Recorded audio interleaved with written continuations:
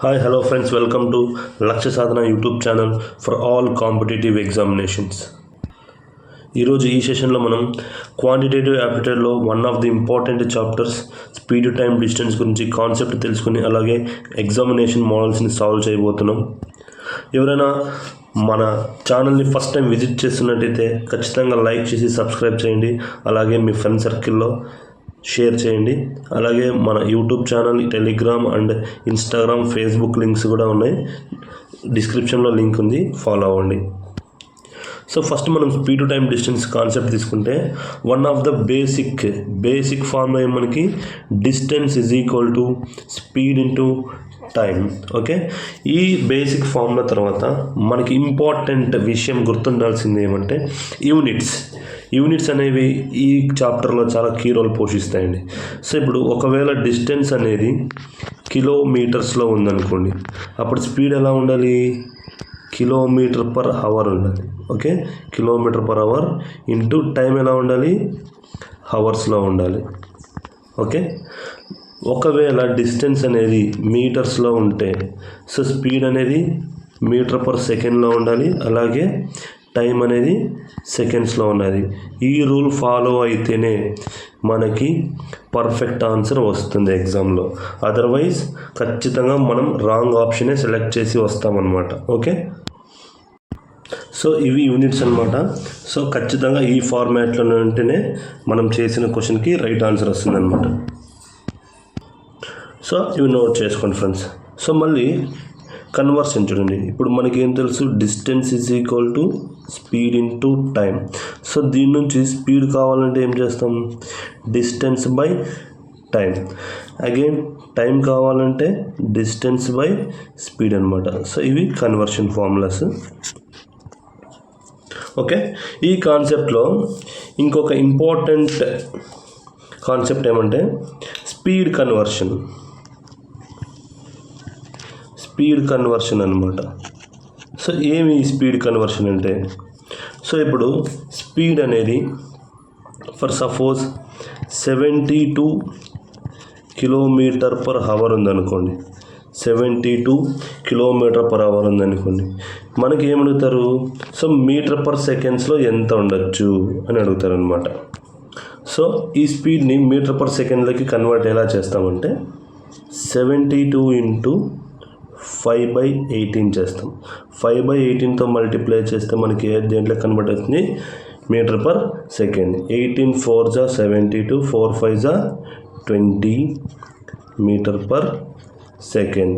ఎందుకు ఈ 5/18 అంటే ఏమి ఒకసారి చెప్తాను చూడండి. సో ఈ 5/18 ఎలా వచ్చిందంటే, ఇప్పుడు కిలోమీటర్ పర్ అవర్ కదా, కిలోమీటర్ పర్ అవర్ అంటే కిలోమీటర్ అంటే ఏమి? 1000 మీటర్స్. సో అవర్కి ఎన్ని సెకండ్స్ ఉంటాయి? యాక్చువల్గా అయితే 60 మినిట్స్ ఉంటాయి. మళ్ళీ ఈచ్ మినిట్కి 60 సెకండ్స్ ఉంటాయి. ఓకే, సో 2 zeros క్యాన్సిల్ ఎంత వస్తుంది? 5/18 మీటర్ పర్ సెకండ్ అనమాట. ఓకే, సో ఇక్కడ చూడు 2 5 జా 2 3 జా 6 3 జా 18 5 అలాగే వస్తుంది. సో ఇలా కన్వర్షన్ చేస్తామన్నమాట. ఓకే, సో ఎవరైనా నోట్ చేసుకోవాలనుకుంటే నోట్ చేసుకోండి, ఇది చాలా ఇంపార్టెంట్ అండి. సో అలాగే ఇప్పుడు మీటర్ పర్ సెకండ్ ఉంది కదా, మీటర్ పర్ సెకండ్ని కిలోమీటర్ పర్ అవర్లోకి ఎలా చేంజ్ చేస్తారు అంటే, సో ఇప్పుడు ఇందాక ఎగ్జాంపుల్ ఇప్పుడు 20 మీటర్ పర్ సెకండ్ ఉందనుకోండి, దీనికి 18/5 ఇందాక 5/18 కదా, ఇప్పుడు 18/5తో మల్టిప్లై చేస్తాం. సో ఫర్ ఎగ్జాంపుల్ ఇప్పుడు 20 మీటర్ పర్ సెకండ్ ఉందనుకోండి, దీన్ని కిలోమీటర్ పర్ అవర్లో చెప్పాలి. అప్పుడు ఏం చేస్తామంటే ఈ 20కి ఇంటూ 18/5 చేస్తాం. ఇందాక రివర్స్ చేసినాం కదా 5/18, ఇప్పుడు దాన్ని రివర్స్ చేసి 18/5 కిలోమీటర్ పర్ అవర్ వచ్చేస్తుంది అనమాట. ఓకే, 5 4 జా 20, 18 4 జా 72 కిలోమీటర్ పర్ అవర్. ఓకే, ఇది చాలా ఇంపార్టెంట్ అనమాట. ఈ కాన్సెప్ట్లో స్పీడ్ కన్వర్షన్ అనేది చాలా చోట్ల కీ రోల్ పోషిస్తుంది. చాలా ప్రాబ్లమ్స్కి ఇంపార్టెంట్ ఇది. సో ఇది speed to time distance. Next ఈ స్పీడ్ టు టైం డిస్టెన్స్లోనే ఇంపార్టెంట్ చాప్టర్ వచ్చి మనకి ట్రైన్స్ అనమాట. So trains, problems on trains అనమాట. ఫస్ట్ ఈ ట్రైన్స్ గురించి డెప్త్గా కాన్సెప్ట్ చూద్దాం. సో ఈ ట్రైన్స్ కాన్సెప్ట్లో మనకి 4 కేసెస్ ఉంటాయన్నమాట. సో ఫస్ట్ కేసు వచ్చేసి చూడండి, when a train crossing a standing man or a tree or a signal post, అంటే సిగ్నల్ పోల్ అనమాట. ఓకే, ఎప్పుడైతే ఒక ట్రైన్ ఒక నిలబడిన వ్యక్తి లేదా డైనమిక్ మోషన్ జీరో స్పీడ్లో ఉండే వ్యక్తిని దాటినప్పుడు, లేదా ఒక చెట్టు దాటినప్పుడు, లేదా ఒక సిగ్నల్ పోస్ట్ కూడా అంటారు, దాటినప్పుడు ఏం ఫామ్లో వస్తుంది ఒకసారి చూద్దాం. సో ఇప్పుడు ఈ ట్రైన్ ఉంది. ఈ ట్రైన్ అనేది దీని లెంత్ ఎల్ అనుకోండి, సో దీని స్పీడ్ వచ్చేసి ఎస్ అనుకోండి, స్పీడ్ ఆఫ్ ట్రైన్ ఎస్టీ అనుకోండి.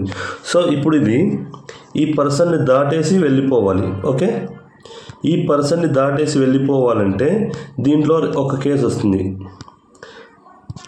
సో ఈ ట్రైన్ ఇక్కడ ఉండేది ఈ పర్సన్ దాటేసి వెళ్ళిపోవాలి కదా, దీని లెంత్ ఎంత ఎల్.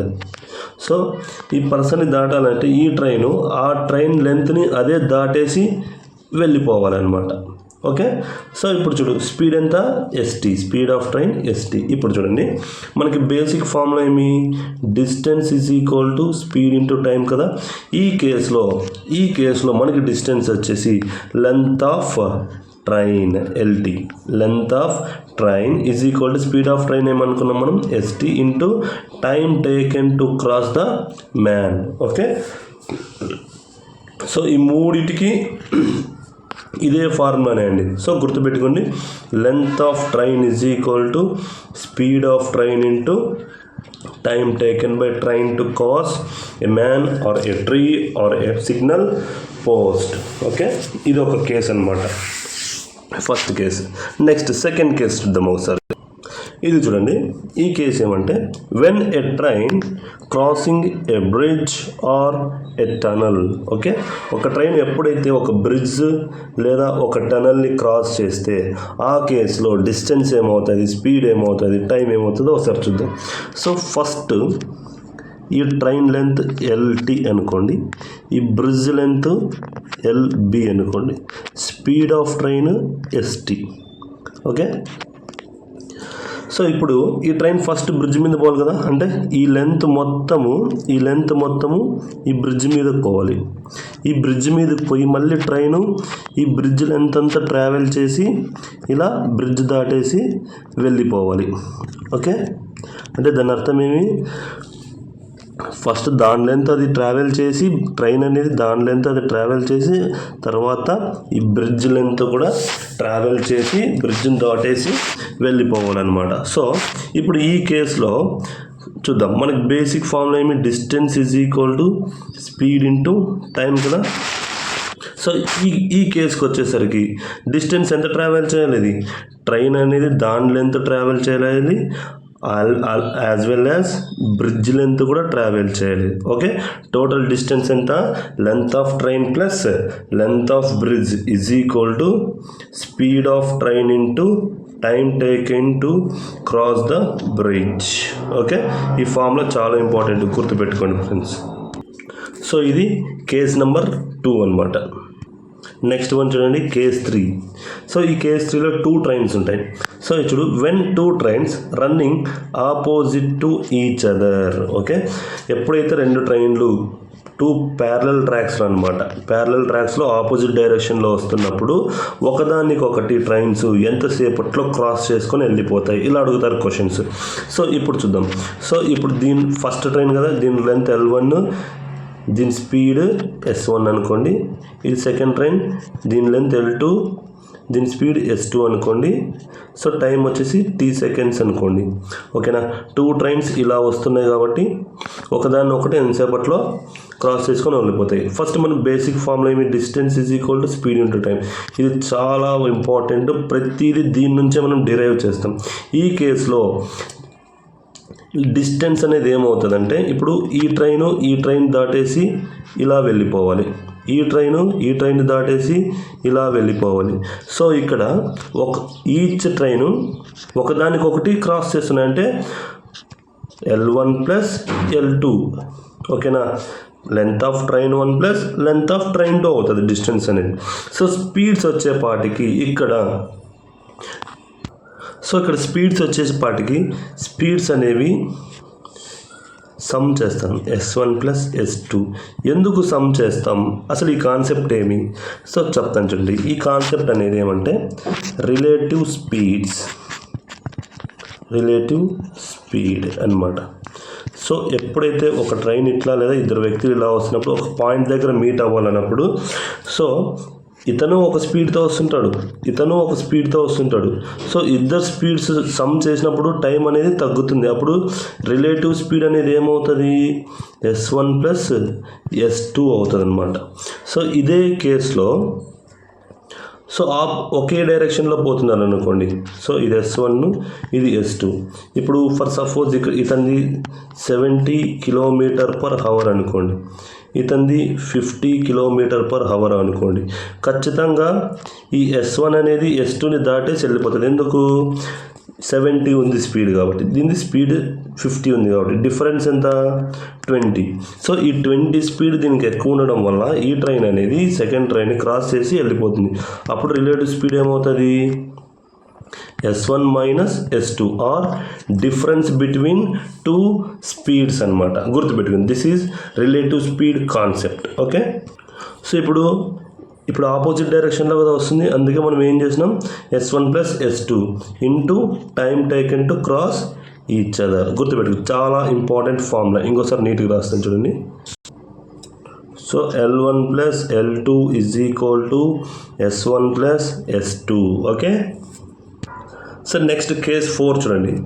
కేస్ 4లో ఏమి, when two trains running same direction in parallel tracks. Okay, same డైరెక్షన్లో పోతే ఫార్ములా ఏమొస్తుంది, ఓకే, ఎంతసేపట్లో ఒకదాన్ని ఒకటి క్రాస్ చేసుకొని వెళ్ళిపోతుంది. అంటే ఇక్కడ స్పీడ్ ఫాస్టర్ ట్రైన్ ఉంటుంది, స్లోవర్ ట్రైన్ ఉంటుంది అనమాట. సేమ్ దీని లెంత్ L1, దీని లెంత్ L2, ఇదేమో S1, ఇదేమో S2. ఇందాక రిలేటివ్ స్పీడ్ చెప్పాను కదా, ఇక్కడ కూడా డిస్టెన్స్ అనేది, సో ఒక ట్రైన్ ఇలా వెళ్తుంది అనుకోండి, నెక్స్ట్ ఇంకో ట్రైన్ ఇక్కడ ఉందనుకోండి, ఇది 70 km/h, ఇవి 60 km/hలో పోతున్నాయి అనుకోండి. అప్పుడు ఖచ్చితంగా ఈ ట్రైన్ దాటేసి వెళ్ళిపోతుంది కదా. సో ఫస్ట్ ఈ ట్రైన్ దాటాలంటే ఫస్ట్ దాని లెంత్ నాది ఈ ట్రైన్ ఈక్వల్ చేసుకుని తర్వాత దాటేసి వెళ్ళిపోవాలన్నమాట. ఓకే, సో అప్పుడు ఏమవుతుంది, బేసిక్ ఫార్ములా తీసుకుందాం మనం. Distance is equal to speed into time. So distance ఏమవుతుంది, same L1 plus L2. So opposite డైరెక్షన్లో ట్రావెల్ చేసినా, సేమ్ డైరెక్షన్లో ట్రావెల్ చేసినా ఎప్పుడైనా డిస్టెన్స్ అనేది L1 plus L2 two trains. Okay, into speed ఏమవుతుంది, సో ఈసారి సేమ్ డైరెక్షన్లో పోతున్నా కాబట్టి డిఫరెన్స్ చేయాలి. So S1 minus S2 into T. So very important formulas ఇవి, కాన్సెప్ట్స్. సో చాలా ఈజీగా ఉంటుంది ఈ కాన్సెప్ట్. ఓకే, సో ఒకసారి ఇంతవరకు చెప్పింది ఒకసారి రివైజ్ చేస్తాను చూడండి. సో కేస్ 1 ఏమి, when a train crossing standing man or a tree or signal post. So ఇక్కడ ఏమని చెప్పినాము, డిస్టెన్స్ ఏమవుతుంది, length of train is equal to speed of train into time అనమాట. ఓకే, ఈ 3 కేసెస్కి ఇదే formula. Okay, next second case ఏమి, when a train crossing a bridge or tunnel. So ఈ కేసులో ఏం చెప్పాం, డిస్టెన్స్ అనేది length of train plus length of bridge is equal to speed of train into time taken to cross the bridge. So ఇది second case. So next case 3 ఏం చెప్పాం, when two trains running opposite to each other. ఇక్కడ distance ఏమవుతుంది, length of train 1 plus length of train 2 is equal to speed of train 1 plus speed of train 2 into time. ఇది third case. Next fourth case చూద్దాం. Next case 4 ఏం చెప్పాం, when two trains running in the same direction in parallel tracks. ఇక్కడ ఏం చెప్పాం, distance is equal to length of train 1 plus length of train 2 is equal to speeds ఏమవుతాయి, S1 minus S2 into time taken to cross each other. Okay, ఇక్కడ so ఇది concept, speed, time, distance and trains concept అండి. Next సెషన్లో మనము ఈ speed, time, distance and ట్రైన్స్కి సంబంధించిన NTPC graduate and under graduate, అలాగే banking ఎగ్జామ్స్కి, ఎస్ఎస్సి ఎగ్జామ్స్కి ఇంతవరకు ఇచ్చిన మోడల్స్ని డిస్కస్ చేద్దాము. సో ఖచ్చితంగా మన ఛానల్ని సబ్స్క్రైబ్ చేసి, లైక్ చేసి, షేర్ చేయండి. So thanks for watching. So ఖచ్చితంగా సబ్స్క్రైబ్ చేయండి. ఎవరికైనా ఈ పీడిఎఫ్ కావాలనుకుంటే మన టెలిగ్రామ్ ఛానల్లో జాయిన్ అవ్వండి.